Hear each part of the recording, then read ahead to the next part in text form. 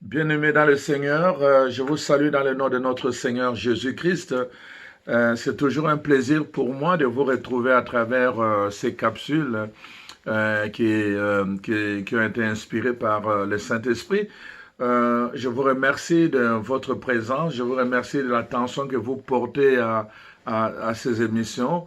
C'est vraiment une joie pour nous de partager avec vous la parole de Dieu. Alors, bienvenue à notre capsule 30. Le thème de la capsule d'aujourd'hui sera, et plutôt, tu es invité à la table du roi. Tu es invité à la table du roi.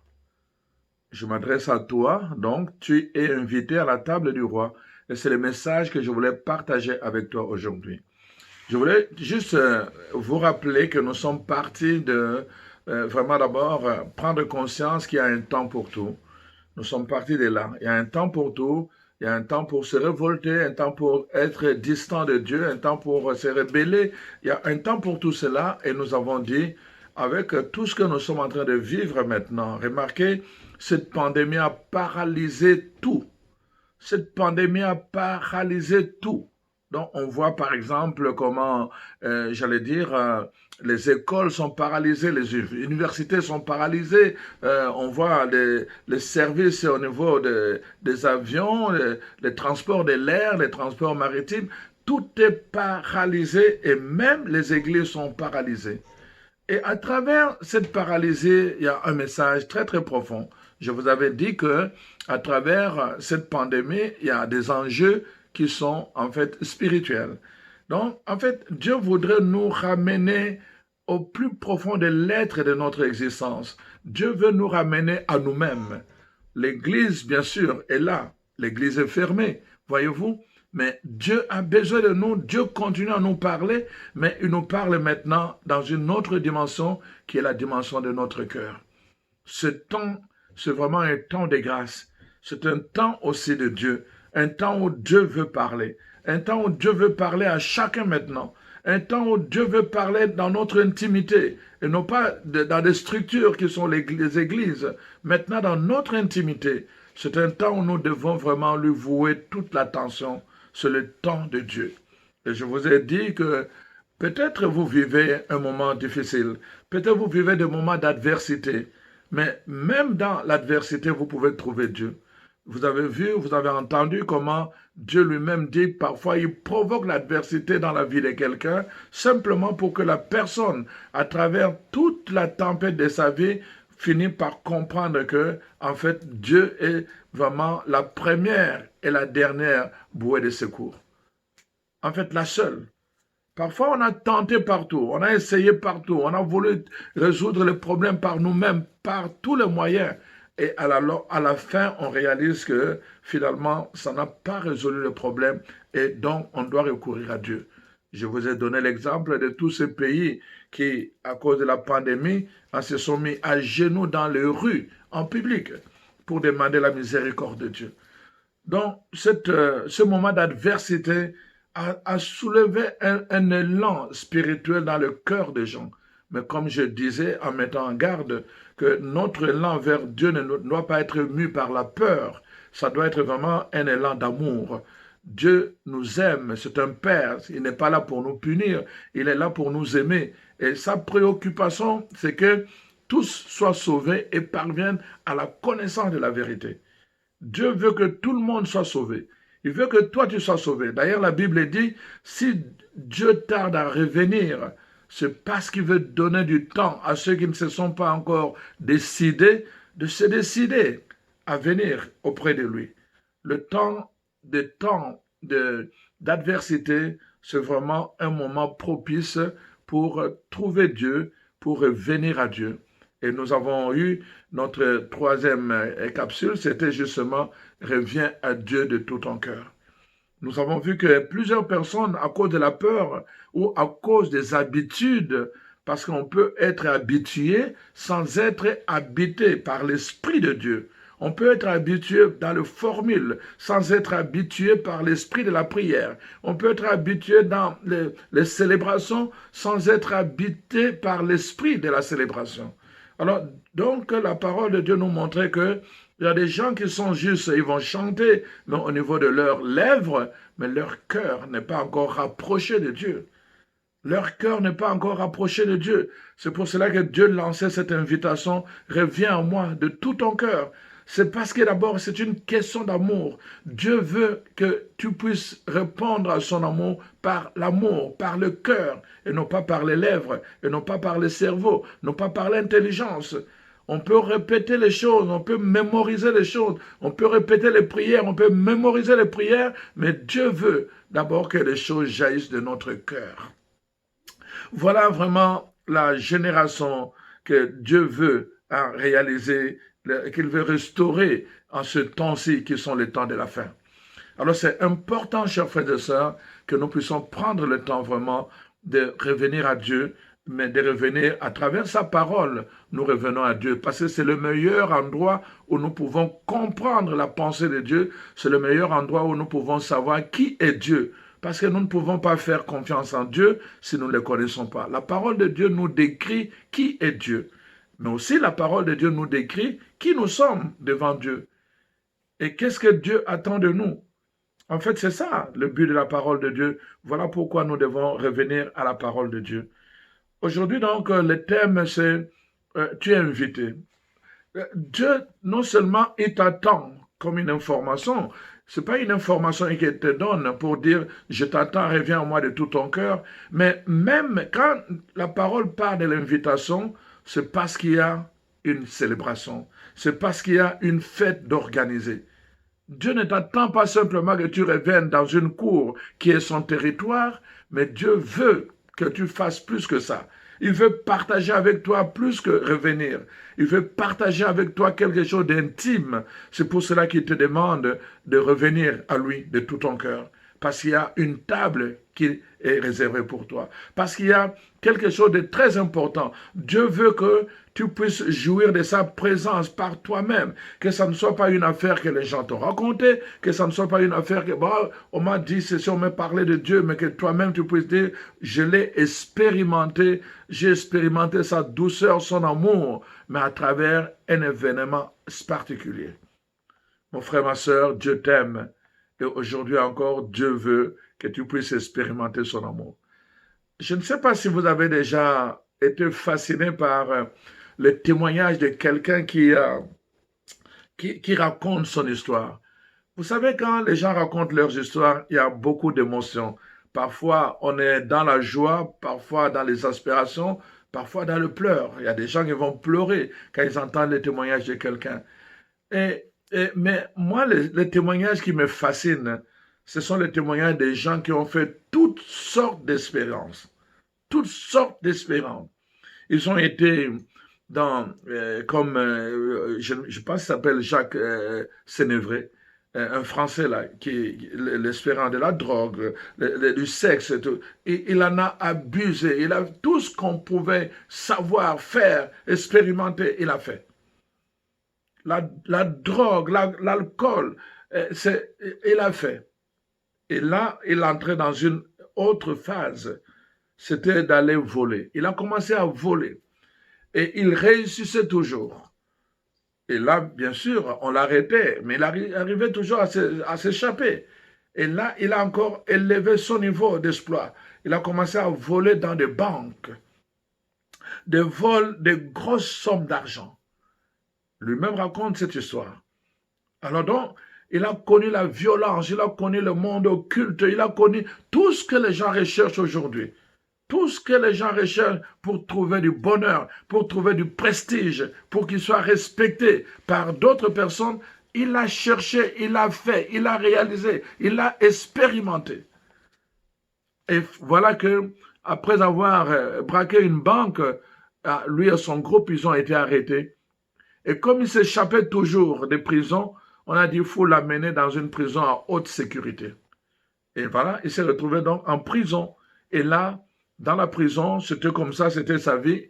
Comme il était violent, il était craint aussi dans la prison. Voilà que un jour, un prêtre qui était un aumônier, l'aumônier de la prison, est allé là-bas avec sa soutane. Et puis finalement, il parlait aux gens. Et puis lui est venu, il lui demande, il dit, mais toi, mec, tu es un homme ou une femme? Les gens ont ri. Alors voilà. Alors il dit, je suis un prêtre, comme si être prêtre n'avait pas de genre, quoi. Enfin, mais il a répondu comme ça, le prêtre a répondu comme ça. Alors il dit, tu es dans quelle cellule? Et puis finalement là, à la fin, le prêtre lui a écrit une lettre et il lui a envoyé une Bible. Quand il a lu la Bible, il lui écrit, il dit, cette Bible, tu peux la lire n'importe où, ouvre n'importe où, lis n'importe où. Alors là, il s'est mis en colère et dit, mais c'est quoi comme livre? Un livre commence avec une introduction, développement et puis conclusion. Mais ce livre, on peut ouvrir n'importe où. Il a jeté ça dans le coin de sa cellule. Et voilà qu'un jour, il avait commis des manquements dans la prison pour le châtier. On l'a enfermé 24 heures en prison, ou 48 heures, je pense. Alors, c'est dans cet enfermement-là, ce moment-là, il ne savait pas quoi faire.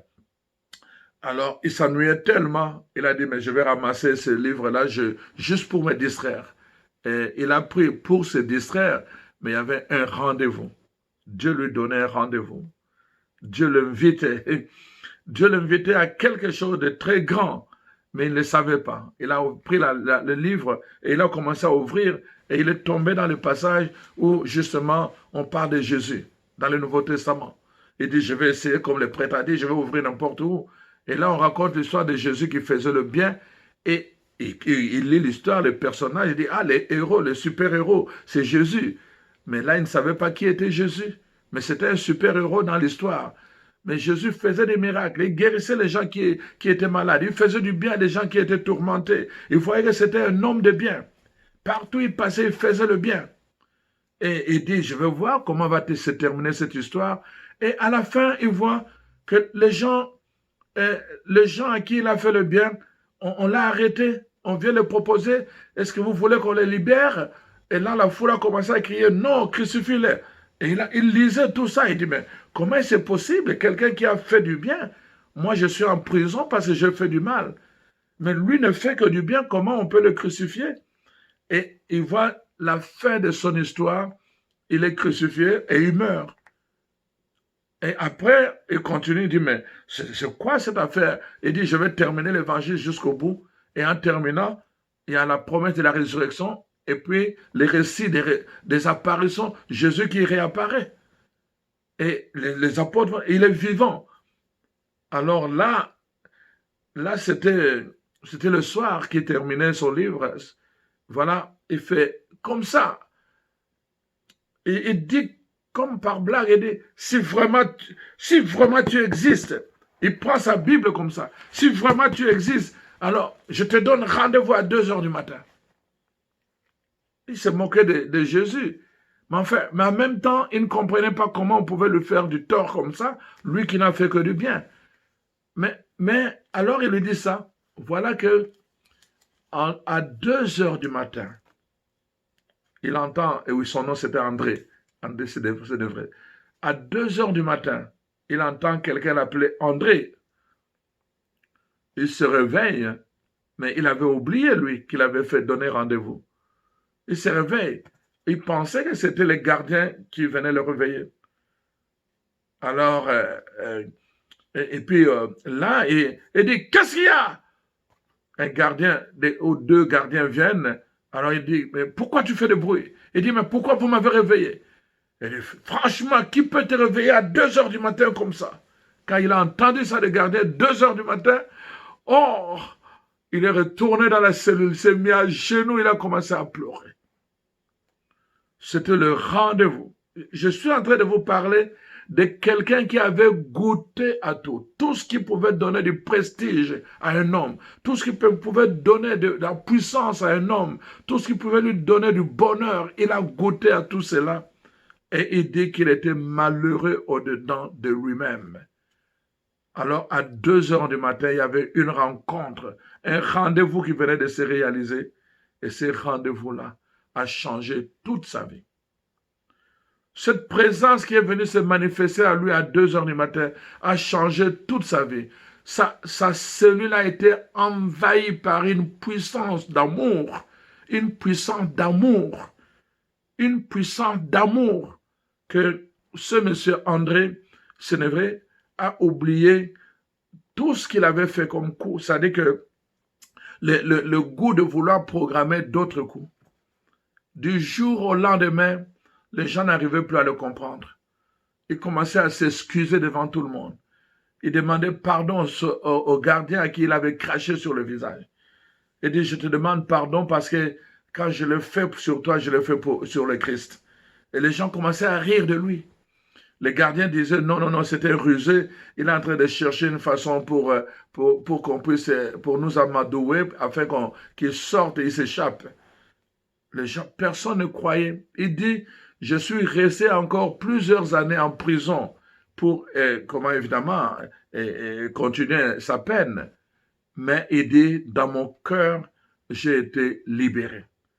J'étais encore prisonnier extérieurement, mais à l'intérieurement, j'étais libre. Aussi paradoxal que ça puisse paraître. Cette présence-là, je veux vous parler de cette présence-là. Quand ça arrive dans votre vie, quand ces rendez-vous se fait, quand on répond à ces rendez-vous, parfois c'est nous qui invitons, parfois c'est Dieu qui nous invite. Quand le rendez-vous se fait, normalement, cette présence-là change toute une histoire. C'est pour cela que je voulais répondre justement. Quelqu'un disait, quelqu'un peut sûrement se demander pourquoi c'est moi qui suis l'invité de Dieu. Moi, je ne suis pas digne. On va en parler. On va en parler. Parfois, on ne se sent pas digne d'être l'invité du roi. Parfois, on ne se sent pas digne. Mais le plus important, c'est vraiment de prendre conscience que Dieu t'aime. Il ne t'invite pas parce que tu es digne. Il est fait par amour. Il est fait par amour. Parce que tu as du prix à ses yeux. Tu ne le sais pas peut-être toi-même. Tu ne sais pas que tu as du prix aux yeux de Dieu. Mais laisse-moi te dire, Dieu t'invite aujourd'hui. Tu es l'invité de Dieu parce que tu as du prix à ses yeux.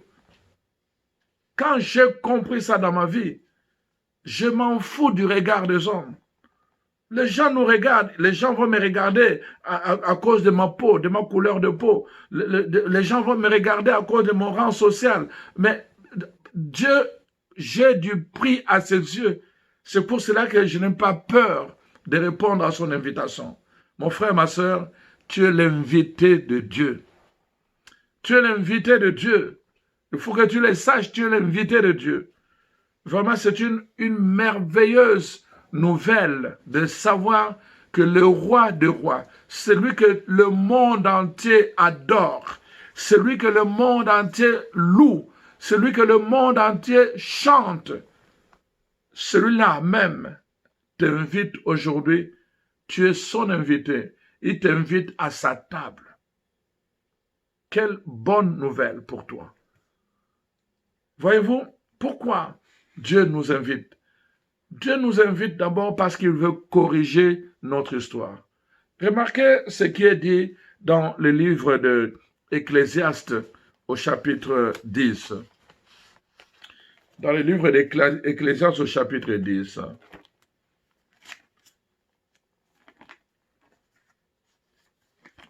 Alors, la parole de Dieu dit ceci. Je vais lire le verset, à partir du verset 5 jusqu'au verset 7. Il est un mal que j'ai vu sous le soleil, comme une erreur provenant de celui qui gouverne. La folie occupe des postes très élevés et des riches sont assis dans l'abaissement. Deuxièmement, verset 7, j'ai vu des esclaves sur des chevaux et des princes marchant sur terre comme des esclaves.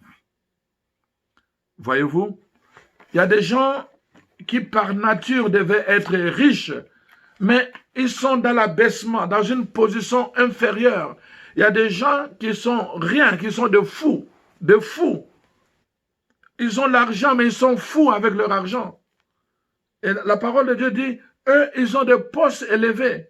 Et Dieu dit, c'est une erreur qu'il faut corriger. Et Dieu veut corriger cette erreur dans ta vie. C'est pour cela, premièrement, il t'invite. Il t'invite pour corriger l'erreur. Tu n'es peut-être pas bien positionné. Tu n'es pas à la bonne position. C'est pour cela que Dieu t'invite. Il veut corriger d'abord cette erreur-là pour que tu sois revêtu de ton identité qui puisse te donner maintenant la bonne position. Il y a une identité que tu dois recevoir, une identité qui doit être restaurée pour que tu puisses avoir la position que tu dois avoir. Sans cette identité, tu ne peux pas avoir la position. C'est pour cela que Dieu t'invite. En entrant dans le palais du roi, on va te traiter comme un enfant de roi. Voyez-vous?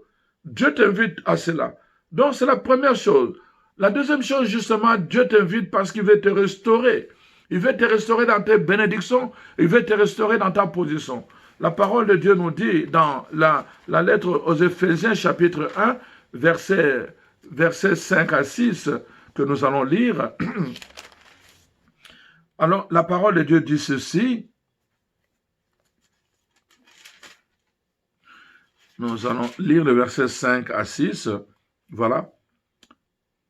Donc, à propos de Jésus, il nous a rendu à la vie avec Christ. Dieu nous a rendu à la vie avec Christ, c'est-à-dire par Jésus-Christ. Alors, il nous a ressuscités. Je suis au chapitre 2, alors qu'il s'agit du chapitre 1er. C'est pour ça que ça ne coïncidait pas. Donc, voilà, chapitre 5.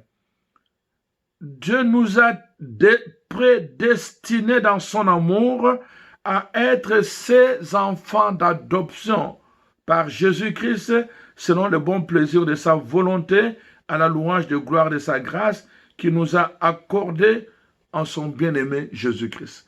Il nous a prédestinés. Mon frère, ma soeur, tu es prédestiné à être un fils adoptif de Dieu le Père, du roi des rois, le Seigneur des seigneurs.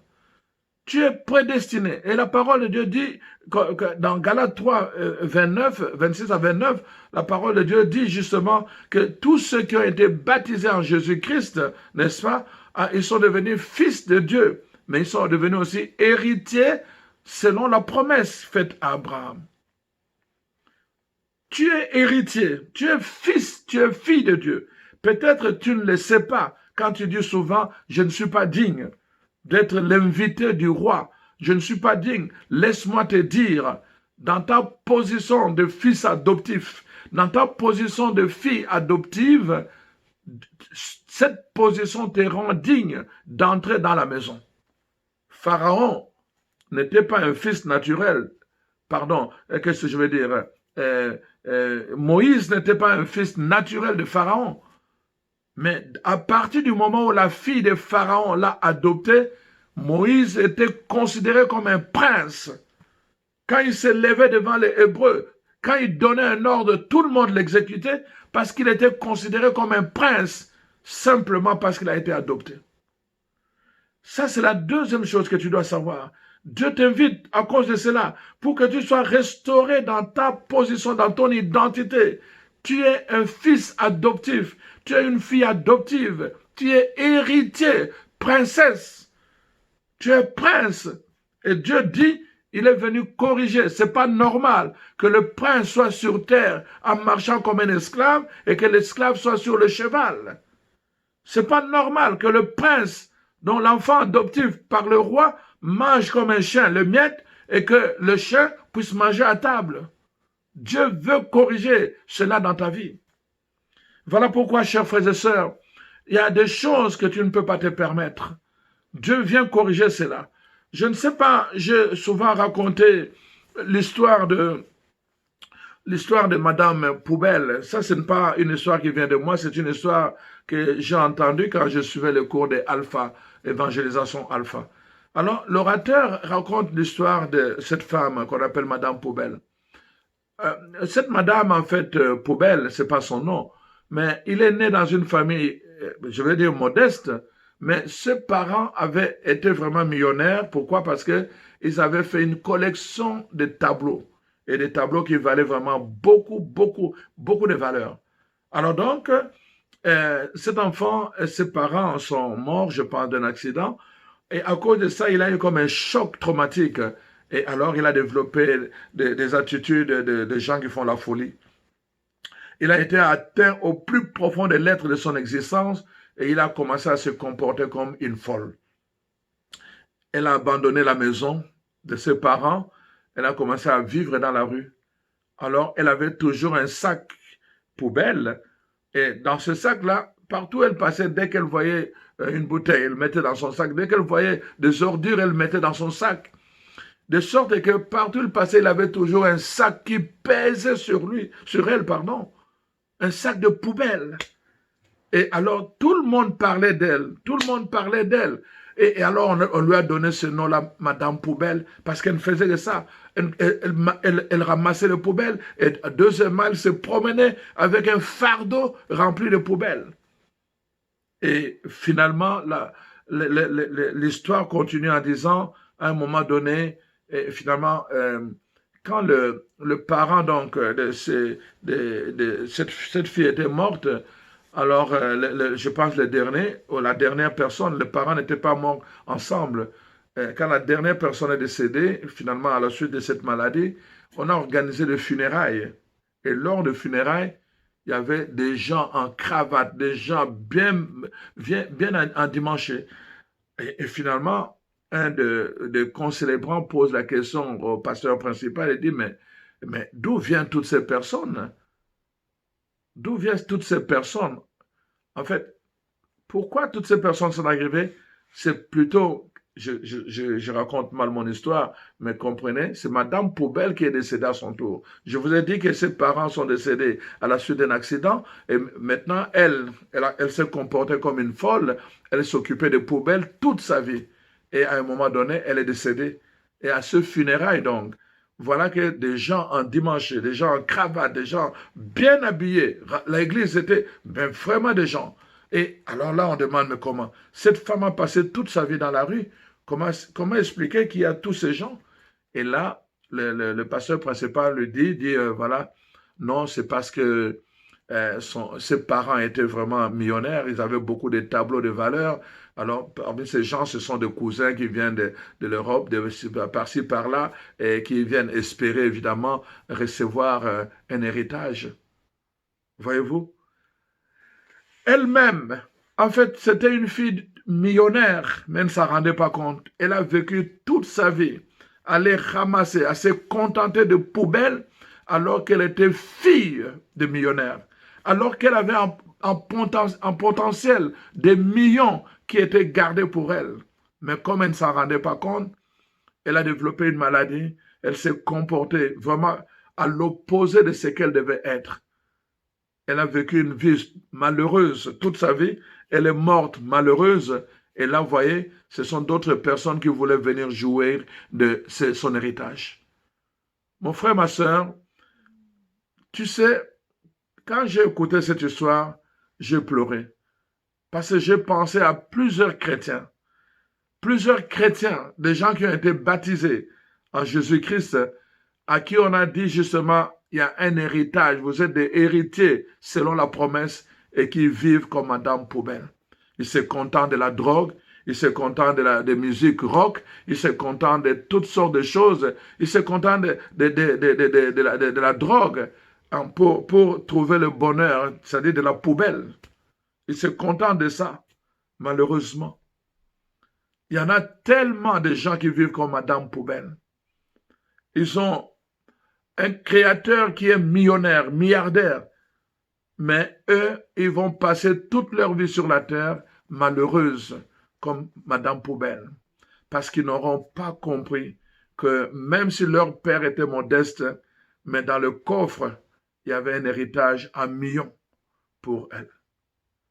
Et beaucoup de chrétiens ne peuvent pas comprendre cela. Voilà pourquoi Dieu t'appelle aujourd'hui encore, parce qu'il veut restaurer ton identité de fils adoptifs, de filles adoptives, afin que tu accèdes à ton héritage. Tu accèdes à ton héritage. Tu dois entrer dans la maison du Père. Tu dois entrer dans la maison du roi. C'est là que tu vas comprendre. C'est là qu'il y a un testament pour toi. Le testament va s'ouvrir, va se lire. Et alors tu pourras, toi aussi, tu pourras bénéficier de ce testament. Entrer dans la maison du Père. Tu es invité, chers frères et sœurs. Et la troisième raison, c'est vraiment, comme dit, parce que justement, Dieu veut te consoler dans ta souffrance, dans ton deuil, dans tout ce que tu es en train de vivre. Nous sommes dans une période difficile, une période de pandémie, mais Dieu veut venir te consoler dans cette période. Il veut venir te consoler dans tout ce que tu as vécu comme deuil, comme révolte, comme souffrance, comme abnégation. Dieu veut venir te consoler. La parole de Dieu dit, à partir du verset 6 de Isaïe 25, la parole de Dieu dit ceci, « L'Éternel des armées prépare à tout le peuple sur cette montagne un festin de mets succulents, un festin de vin vieux, des mets succulents pleins de moelle, des vins vieux clarifiés. Et sur cette montagne, il anéantit le voile qui voile tout le peuple, la couverture qui couvre toutes les nations. Il anéantit la mort pour toujours. Le Seigneur, l'Éternel, essuie les larmes sur tous les visages. Il fait disparaître sur toute la terre l'opprobre de son peuple, car l'Éternel a parlé. » Voici, Dieu veut te apporter une consolation et un réconfort. Tu as vécu des moments difficiles de deuil, mais voilà, Dieu t'invite, il prépare pour toi des plats succulents pour que tu changes de situation et que tu changes de position. Alors, nous nous arrêtons là, nous allons continuer notre méditation, notre partage dans la deuxième partie de notre enseignement. Alors, soyez bénis.